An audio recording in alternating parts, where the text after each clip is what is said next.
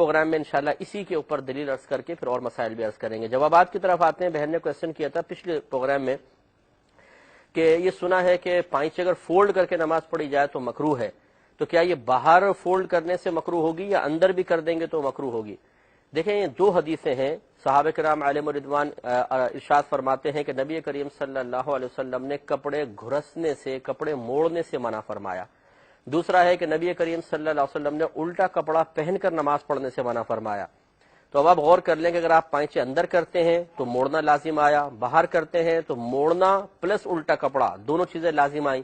خلاصہ کلام یہ کہ دونوں فعل مکروہ ہیں۔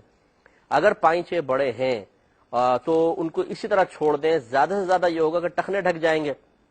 تو شریعت کو دیکھیں اصل مطلوب ہے تکبر سے آزادی، ٹخنے ڈھکوانا یہ شریعت کو مطلوب اور محبوب، اصل مقصود یہ نہیں ہے۔ ورنہ اگر ایسا ہوتا تو آپ موزے پہن کے نماز پڑھتے تو وہ بھی مکروہ ہوتا، اس لیے کہ ٹخنے ڈھکے ہوئے ہیں۔ اصل یہ ہے کہ نبی کریم صلی اللہ علیہ وسلم یہ چاہتے ہیں کہ انسان کے دل سے تکبر نکلے، اس کے لیے ٹخنوں کو کھولنے کا حکم دیا گیا۔ لہذا فقہا نے فرمایا کہ اگر کسی نے ٹخنے ڈھکے لیکن دل میں تکبر نہ ہو، تکبرن اس کو نہیں ڈھکا، تو یہ زیادہ سے زیادہ مکروہ تنزیہی بنے گا، یعنی ایسا مکروہ فعل کہ جس کو شریعت ناپسند تو کرتی ہے لیکن اس کا کرنے والا گناہگار نہیں ہوتا۔ اور وہ جو دو عمل ہیں کہ الٹا کپڑا پہن کے نماز پڑھنا یا کپڑا موڑ کے نماز پڑھنا، وہ مکروہ تحریمی ہے، اس لیے کہ نبی کریم صلی اللہ علیہ وسلم نے سختی سے ان سے منع فرما دیا۔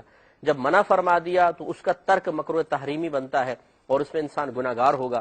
تو جب دو چیزیں خرابیاں جمع ہو جائیں، مثال کے طور پہ آپ آفس میں گئے ہیں، اب لازم بات ہے کہ آفس کی ریکوائرمنٹ ہے، پینٹ آپ ایسی تو نہیں پہن سکتے کہ آدھی پنڈلی تک اونچی پینٹ آپ سلوا کر آفس جائیں گے، تو یہ تو ممکن نہیں ہے۔ اب وہاں پہ دو چیزیں جمع ہو گئی، نماز پڑھنا ہے، اب اگر پائچے فولڈ کرتے ہیں مکروہ تحریمی، ایسے چھوڑ کے پڑھتے ہیں مکروہ تنزیہی۔